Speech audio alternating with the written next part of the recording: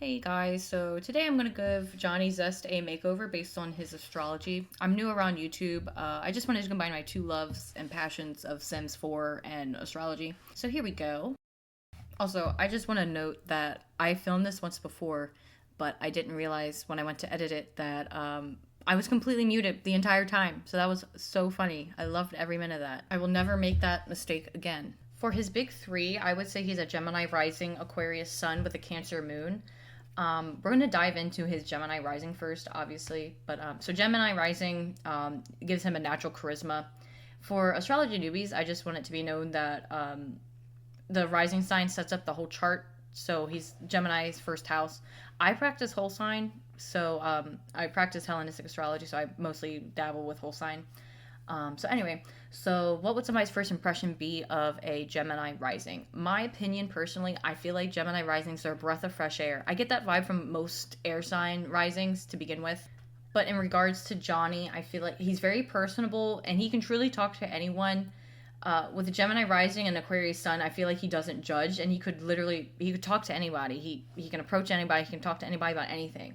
And he likes to do that because he also likes to learn. He's a little cheeky, a little mischievous, but he can see things through multiple perspectives, which is really a gift. That's a gift to have. But with Gemini risings, that's not a bad thing to be playful and cheeky and all that. It's not a bad thing. It's an awesome thing. It's refreshing, just like a breath of fresh air. With his Aquarius sun, Johnny is just an unconventional dude, and he's sort of an underdog, but with Sims lore, that's kind of confirmed anyway. With his rising sign being Gemini, his sun sits in his ninth house of learning. He has an intellectual side to him, but don't let that fool you. He has a craving for higher knowledge, but he goes about it in unconventional ways. By that, I mean, I don't think he's down for college. It's in Sim lore that his family disowned him because he dropped out of school to pursue his dreams. He's all about higher learning, but not in the ways you'd go about it. He's a travel bug. He learns through travel, through communication with others, and cultures in general. Ninth house also dabbles with philosophy and teaching. I feel like later in life, Johnny would be an awesome mentor or teacher. So with the Cancer moon, I feel like this is where it starts to get iffy for him. With his Cancer moon sitting in the second house, he has this need for emotional security in forms of like tangible items, things, whether those things are actual items, money, whatever it may be. I feel like this emotional watery moon clashes with those airy aspects of himself. It confuses him and it adds a layer of depth to him. Despite all those other placements I'm going to go over, this one shows he seeks emotional security through family and stable income. People with this placement base their self-worth on how financially successful they are or the things they have. My husband's chart ruler is in the second house and he is exactly that. So with his rising sign being Gemini, that would mean Mercury is his chart ruler. Again, I feel like his Mercury is in Aquarius, in the, what is it, ninth house with his sun. Anyone can fight me on this. I totally see him having a Kazemi with the sun and Mercury in the ninth house. This placement puts Mercury in the heart of the sun's energy, making Mercury empowered by the sun in a way. This placement gives him mental clarity with a sharp, quick-witted mind. And with the chart ruler here, I feel like it gives him the desire to see the bigger picture in life. He's philosophical and very open-minded. He's intellectually curious and loves expanding his mind. These placements really point to someone wanting to go to college and just higher education in general. But I still get the vibe that college isn't for him. He may have gone a couple times, dropped out each time. It just didn't work for him, and that's okay. I've dropped out of college twice. It doesn't work for me. Don't hate me, but I can definitely see him having a Pisces Venus in the 10th house. This just fits for me, especially with his like in-game career of being a comedian and all that. This gives him a natural ability in the arts and just creative endeavors in general. I personally feel like being a comedian is kind of like an art form. It's personally. With the 10th house, this would influence his public persona. Johnny's persona would be one of a charming, mysterious, likable creative. I feel like this placement helps bring some empathy and compassion to the other airy placements he has. Personally, when my Sims marry Johnny, when he gets to a high point in his career, I see like Neptunian influence creeping into him. He becomes heavily involved in some illegal substances in my game because I have that mod. I can't play without mods. Which makes me think that Neptune does sit in the 10th house as well. This order doesn't really make sense. I wanted to do it, wanted to leave outer planets last, but since I just mentioned his Neptune placement, I might as well just go into it. So Neptune 10th house just sucks. It does. I have Neptune in my 10th house, and it's square my ascendant, and I feel like Johnny has that too. If you have this placement, it should be known to just not rely on substances. It's way too easy for them to take control of your life. It's too easy to be addicted to them. Believe me, I know. Been there, done that kind of shit. Every time I play with Johnny, he becomes addicted to something. But anyway, Neptune here creates someone with a misunderstood public persona. There's a lot of confusion regarding career, public persona, that kind of thing. Some people just don't get him. They don't see the vision, but that's okay. Johnny will figure it out. He always does. His Venus and Neptune complement each other here in a way, since it creates this need to create. However, these two placements there make things hard because it's sort of a balancing act between being practical and being a dreamer. It's a balancing act. I also get the vibe that he waits for calls and signs from the universe. Not that he just sits around and does nothing and just waits for them, but like he'll really listen to that, like dreams and like cryptic messages, prophecies, stuff like that. So when it comes to his Mars placement, I feel like he's a first house Mars. I feel like this adds to his curious nature.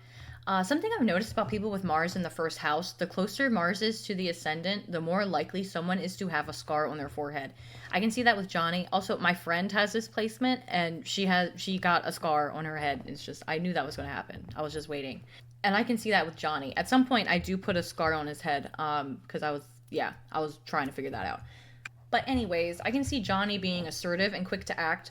But like with Mars is a very physical planet, but with Johnny, everything is so mental for him. So I feel like with it being in Gemini, I feel like it would be his quickness with communication.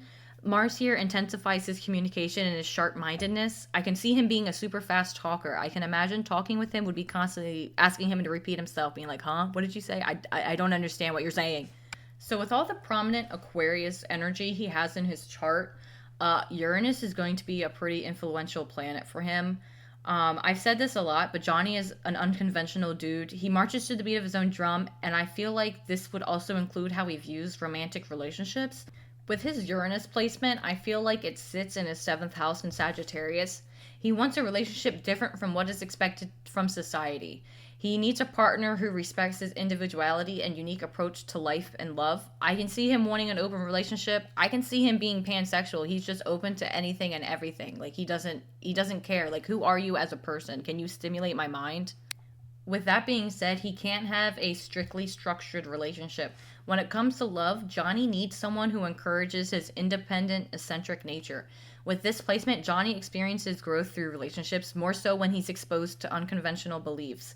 He needs partners who are open-minded, people who are able to broaden his horizons, so to say.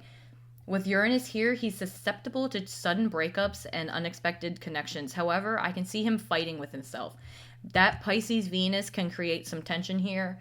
Just because Pisces is very romantic, very dreamy, very, where Uranus is so unconventional and just breakable. I don't know how to describe it. Like, yeah, these things suck, but I feel like it depends on how he views it. For example, I feel like this would be awesome for his creative pursuits. This could influence him. This could inspire him. All these sudden endings and beginnings, it's pretty inspiring. It could help his creative mind. But I also feel like his Venus and Uranus could be trined here somehow. I just feel like he'll meet a lot of these people through work. So his Saturn placement, I feel like he has a Capricorn Saturn, and it sits in the 8th house. 8th house rules death, sex, inheritance, things like that. In Sims lore, it's noted that Johnny isn't that well financially off. Saturn here really makes that more pronounced. Here, Saturn is teaching him a lesson about money. He will face many instances of financial issues, but this will force him to work hard to fix these things.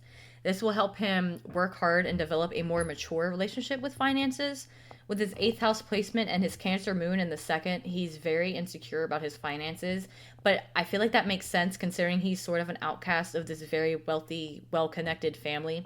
So he feels like he needs the financial stability. So I saved his Pluto placement for last because I love this placement of his. I feel like it ties things in really well for him. But yeah, his Pluto is obviously in the 4th house in Virgo. And for me, Nancy Landgrab, his mother, is a Virgo. She's a total Virgo. Honestly, I haven't even looked too much into her. She has to be a triple Virgo. In my mind, I don't know.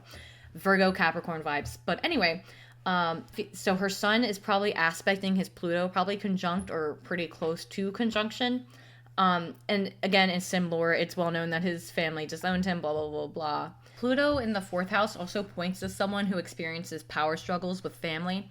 This placement also shows someone who needs to face deep emotional baggage from childhood in order to heal, basically. With his house, with this house being Virgo, it shows the need for perfection and emotional purity in family relationships. Nancy does not understand Johnny, and Johnny does not understand Nancy. There's just this unspoken, they just don't get each other. With a Virgo Pluto in the fourth house, it shows someone who carries a lot of burden regarding family. And with his family being in the public eye, I feel like it adds a lot of like subconscious pressure to him, which influenced his break from family in the form of a name change. Pluto in the fourth house just points to a lot of like transformative energy to begin with, so it's not surprising to me that he changed his name. With all these placements, I really love Johnny. I love his vibe. He's so smart, but not in the ways you would think. Sometimes I feel like he's too cool for us, and with all that Aquarius energy, he reminds me of like an alien learning to be human. I also get the impression that with some more life experience, he could come to understand Nancy and his family, but until then, he's doing his own thing, and there's honestly nothing wrong with that. But I do feel like that maybe the energy wouldn't be reciprocated. Like Nancy, his family will never understand him, but he will understand them, if that makes sense. But yeah, that's all I have for Johnny. I definitely want to do more of these with other Sims. I especially want to do a deep dive in the land grab family because I've thought about it hard. Like I've really thought about it. I'm like, yeah, I think this could be good. This could be good. But let me know what you think, especially about the Kazemi thing in the ninth house. I'm really curious about what other people say about that. I haven't experienced a lot of Kazemis in the chart, but when I was doing his stuff, I was like, oh, that makes sense. So yeah, comment down below. Let me know what you think. Thank you. Bye.